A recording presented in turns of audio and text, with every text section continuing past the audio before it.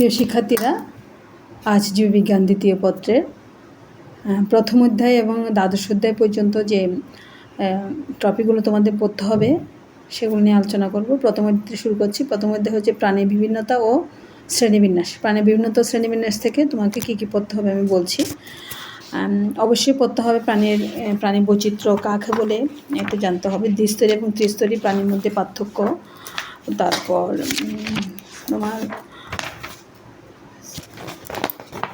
প্রাণী জগতের শ্রেণীবিন্যাস তিনটি করে শনাক্তকারী বৈশিষ্ট্য, প্রত্যেকটা পর্বের একটি করে উদাহরণ এগুলো, আর সিলোম কী, খণ্ডকায়ন কী, অঞ্চলায়ন কী, এগুলো একটু দেখবে।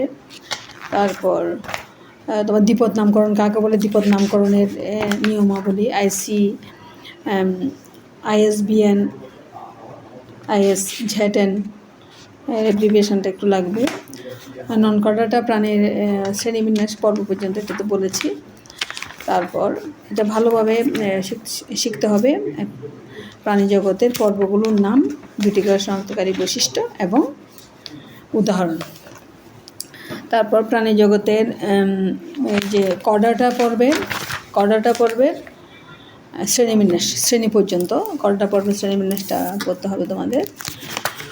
তারপর কর্ডেট এবং নন কর্ডেটের মধ্যে পার্থক্য, কর্ডেটা পর্বের শ্রেণীবিন্যাসটা পুরোটাই পড়তে হবে। মেরুদণ্ডীয় অমেরুদণ্ডী প্রাণীর মধ্যে পার্থক্য, তরুণ অস্থিময় মাছ এবং অস্থিময় মাছের মধ্যে পার্থক্য, আর এখান থেকে কিছু ক্রিটিক্যালের আছে টপিক আছে, এগুলোই।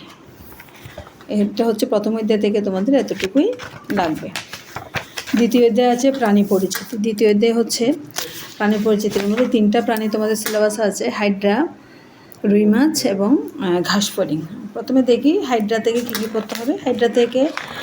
হাইড্রার গঠন, দ্বিস্তরী প্রাণী কাকে বলে, হাইড্রার বিভিন্ন প্রজাতির নাম, হাইড্রার বহিত্বকের কোষসমূহের বর্ণনা, এগুলো আমি ক্লাসে পড়িয়েছি। একটি আদর্শ নিউরোসাইটের চিত্রসহ একটি আদর্শ নিউরোসাইটের গঠন এবং কাজ, হাইড্রার নিউরোসাইট এবং নেমাটোসিস্টের মধ্যে পার্থক্য, একটি আদর্শ নেমাটোসিস্টের সূত্রক নিক্ষেপের কৌশল প্রক্রিয়া, এটা একটু দেখতে হবে। এপিডার্মিস এবং গ্যাস্ট্রোডার্মিসের মধ্যে পার্থক্য, মেসোগ্লিয়া কী, সিলোম এবং সিলেন্টারনের মধ্যে পার্থক্য, হাইড্রার খাদ্য গ্রহণ ও পরিপাক প্রণালী, হাইড্রার চলন, বিভিন্ন ধরনের চলনগুলো চিত্রসহ বর্ণনা শিখতে হবে তোমাদের। তারপর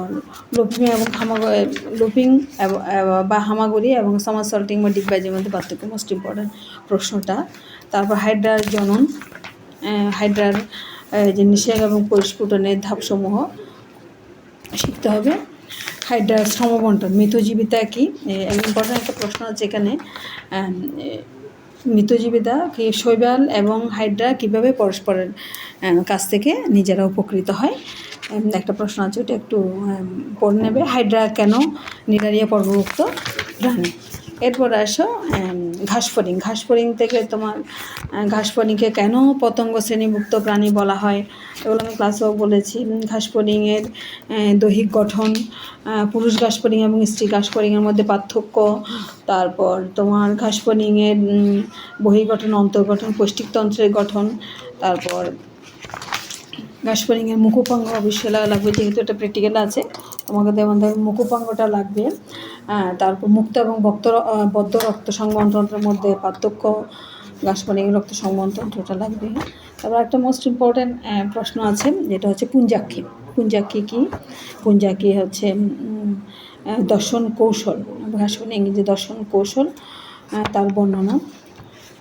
এখানে সিলোম এবং হিমোসিলের মধ্যে পার্থক্য, ঘাসফড়িংয়ের রক্ত সংবহনতন্ত্র এবং মানুষের রক্ত সংবহনতন্ত্রের মধ্যে তুলনামূলক পার্থক্য, ঘাসফড়িংয়ের শ্বসনতন্ত্র, ট্রাকিয়া এবং ট্রাকিওলের মধ্যে পার্থক্য, শ্বসন পদ্ধতি, এগুলো একটু দেখতে হবে।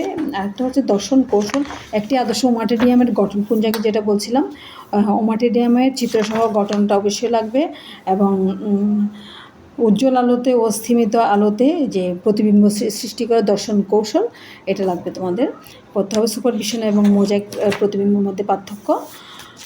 হাইড্রা থেকে এটাই, হাইড্রার যে থেকে কী গ্রন্থি নিঃসৃত হয়, কী হরমোন নিঃসৃত হয়, এদের অবস্থান এবং কাজ, এটা লাগবে। এই হচ্ছে হাইড্রার অর্থনৈতিক গুরুত্বটা একটু দেখবে। এরপর আসো রুই মাছ। রুই মাছ থেকে কী পড়তে হবে? রুই মাছ থেকে তোমাকে রুই মাছের শ্রেণীবিন্যাসটা অবশ্যই লাগবে, যেহেতু প্র্যাকটিক্যাল আছে। রুই মাছের বাহ্যিক গঠন, রুই মাছের রক্ত সংবহনতন্ত্র, তারপর রুই মাছের হৃৎপিণ্ড এবং মানুষের হৃৎপিণ্ডের মধ্যে পার্থক্য, রুই মাছের হৃৎপিণ্ডের বর্ণনা, রুই মাছের ধমনী তন্ত্রটা যেহেতু তোমাদের প্র্যাকটিক্যাল আছে ওটা একটু দেখতে হবে। রুই মাছের রক্ত সংবহনতন্ত্র, রুই মাছের শ্বসনতন্ত্র দেখবে, পটকা বা বায়ুতলির গঠন, এটা প্র্যাকটিক্যালও আছে। শ্বসন কৌশল, আর রুই মাছের শ্বসন অঙ্গ এবং মানুষের শ্বসন অঙ্গের মধ্যে তুলনামূলক পার্থক্য, এবং রুই মাছের জীবনচক্র, রুই মাছের জীবন বৃত্তান্ত, এতটুকুই। আরেকটা জিনিস আছে, রুই মাছের প্রাকৃতিক সংরক্ষণ কীভাবে করা হয়, এবং রুই মাছের প্রাকৃতিক সংরক্ষণের ক্ষেত্রে কয়েকটি পদক্ষেপ, এবং বাংলাদেশের রুই মাছের প্রজনন ক্ষেত্রসমূহ কোথায় কোথায়, এই জিনিসটা একটু তোমরা পড়ে নেবে। এই হচ্ছে দ্বিতীয় অধ্যায়ের তিনটা প্রাণী থেকে এতটুকু পড়তে হবে। ধন্যবাদ সবাইকে।